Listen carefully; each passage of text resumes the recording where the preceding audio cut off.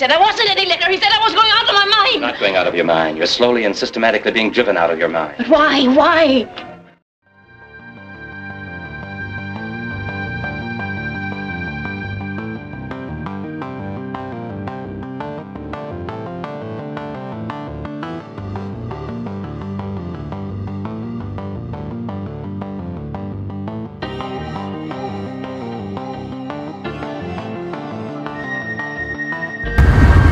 London Uncovered, as we are moving on to a new episode, and today we are talking about grappling with gaslighting.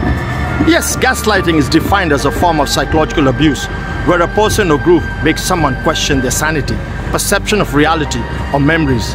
They do it by slowly manipulating their mindset and the information they receive. People experiencing gaslighting often feel confused, anxious, and unable to trust themselves. This term was taken from the film Gaslight, created in 1944, that shows how a husband convinced his wife to question herself and the reality around her. There are so many different types of gaslighting techniques and methods used by gaslighters. Here are some examples. Trivializing.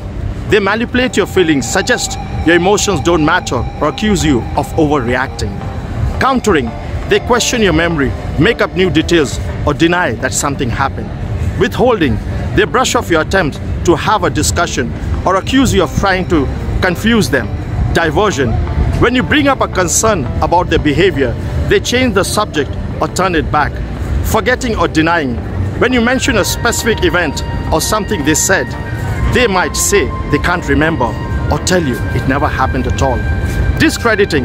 They suggest to other people that you can't remember things correctly, get confused easily, or make things up.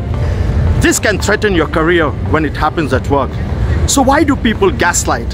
The two main reasons people gaslight are control and manipulation. So what are the long terms of the effects of gaslighting? It may lead to anxiety, depression, isolation, and psychological trauma. So what can one do about it? Experts say that three things are important. 1. Proof. One can document some proofs by keeping a journal, voice memos, or pictures, noting down the date, time, and what happened. Safety planning. Don't isolate yourself from friends and family. Join a support group to reach out to a local domestic and violence program. 3. Self-care. It's about making yourself feel comfortable in ways that feel best to you. It may involve reflecting on the past, expecting the present, and rebuilding the future. Take a moment to think what happened to you. Seek therapy if necessary, and give yourself permission to trust your feelings, thoughts, decisions, and intuitions, to erase the past and soak into the future.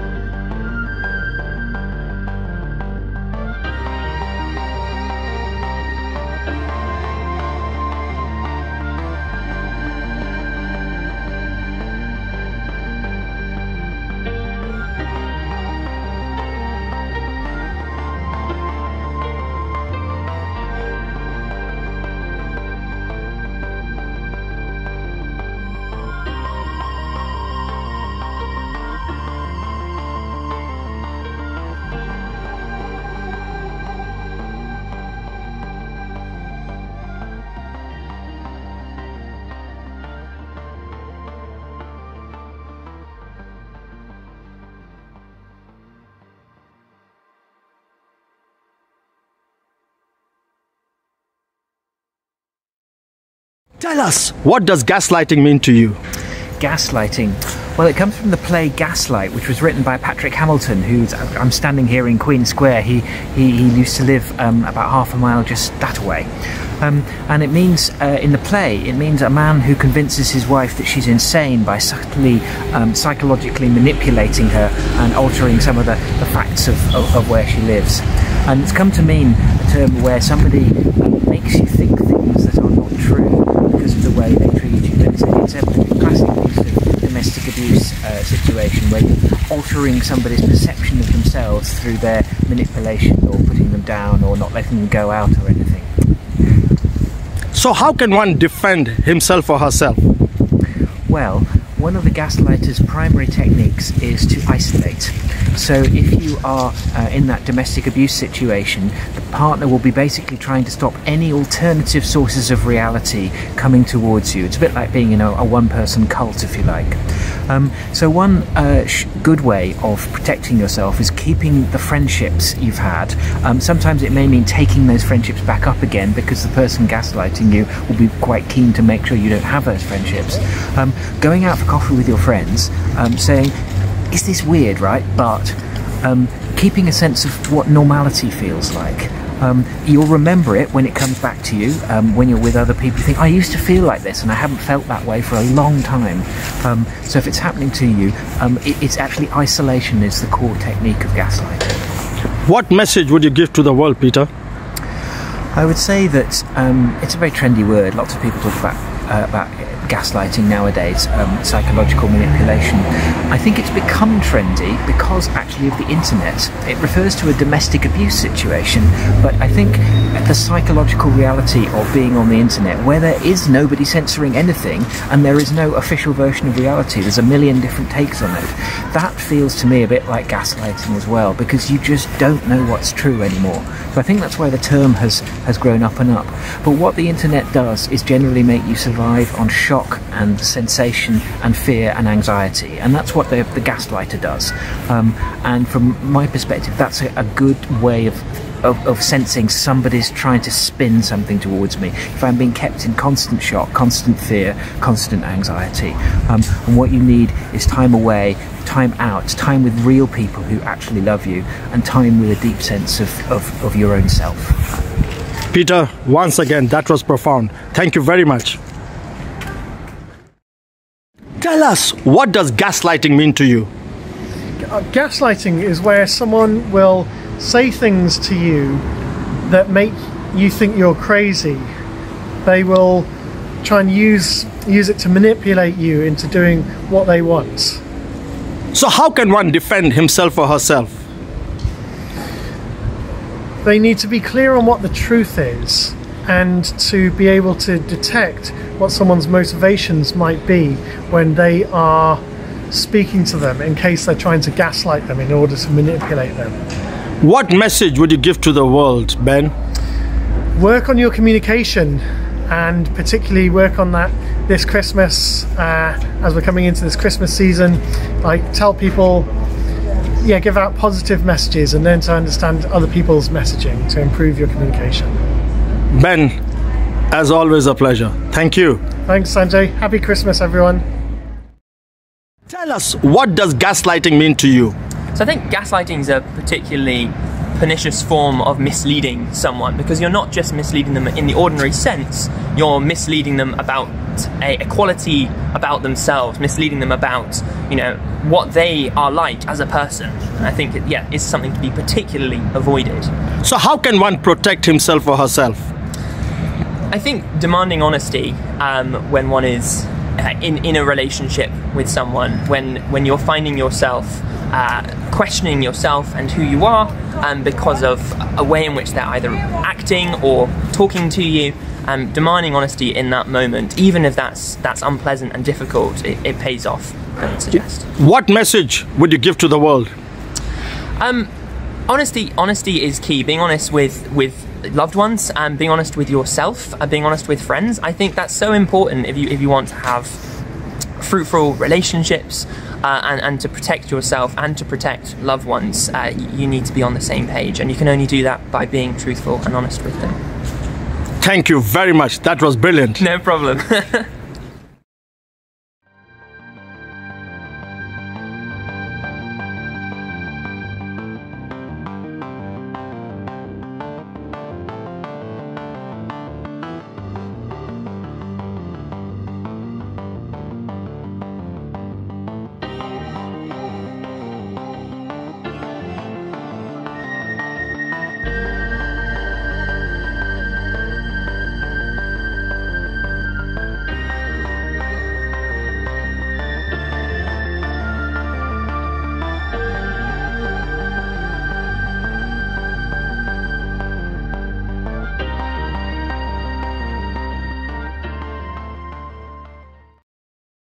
Tell us, what does gaslighting mean to you? Gaslighting means somebody trying to control you that you don't want them to control or change you. It's all relationships have a bit of give and take. It just can't be all take. There's relationships, you know, love, work, all sorts of things. I'm sure companies would prefer me to be slightly different, but I am true to myself, and as long as we have a bit of give and take, then it will be okay. How does one protect themselves from gaslighting?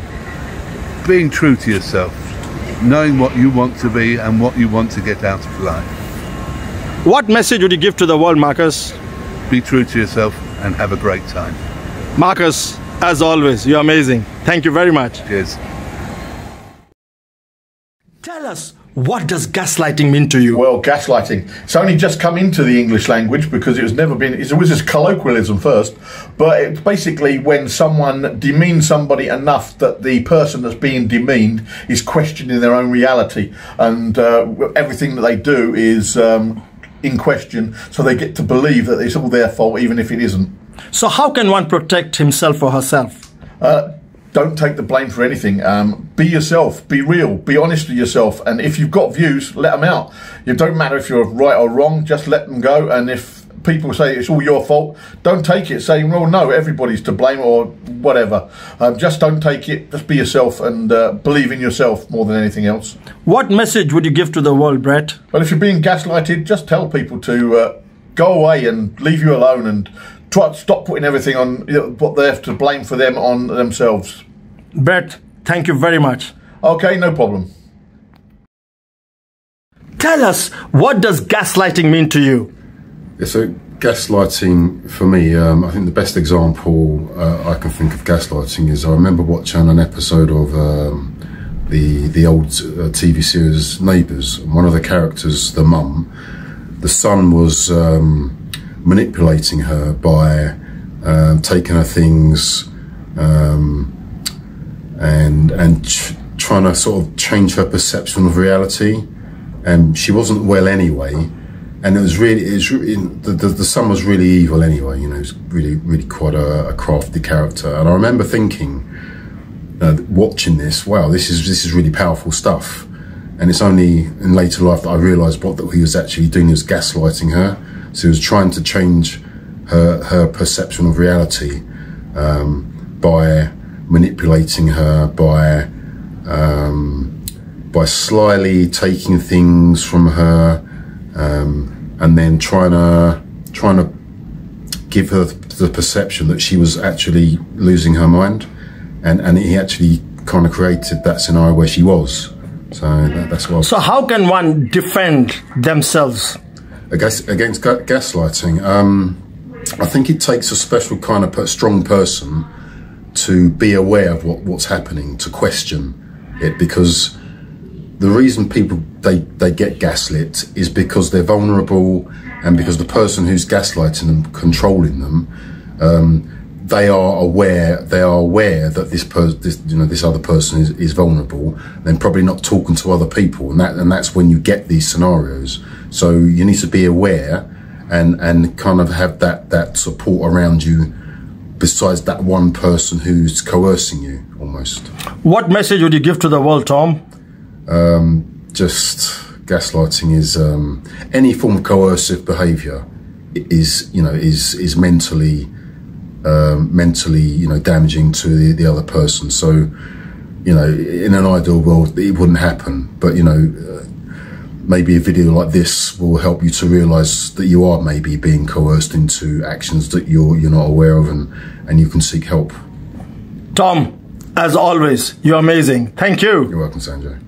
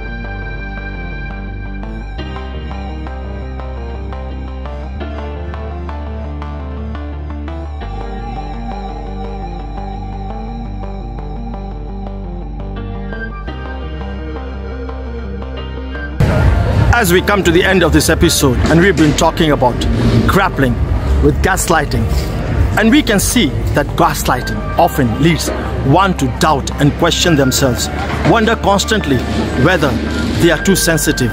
They apologize frequently, have difficulty with decision making, and generally are unhappy, confused, and they are not like their usual self. They usually avoid their loved ones, and they don't know how to explain the situation and what's going on. So the trick is to have patience with the process. Psychological abuse may not leave physical marks on its victims, but it can just be as damaging as physical one. Trust your own feelings and every situation. If you start to notice something is off in your relationship, confide in someone you trust. Only by noticing the signs and acknowledging the situation, you can help yourself again and regain your life back.